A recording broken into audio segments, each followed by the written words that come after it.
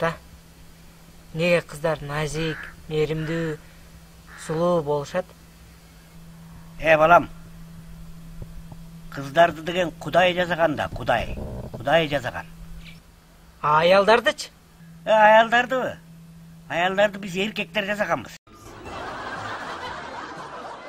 Кандайча? Кандайча дейсиң да?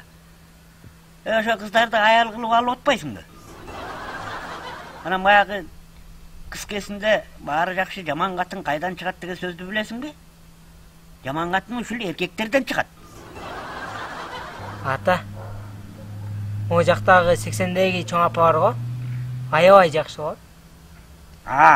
Тетиги аркы көчөдөгү жана 80деги кемпирди айтып атасыңбы?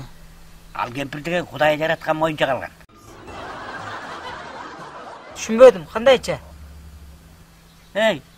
Ал деген өмүрү күйөөгө тийген эмес. Ал ким менен урушуп жаман болмок эле? Ким менен кырылышып жаман болмок эле?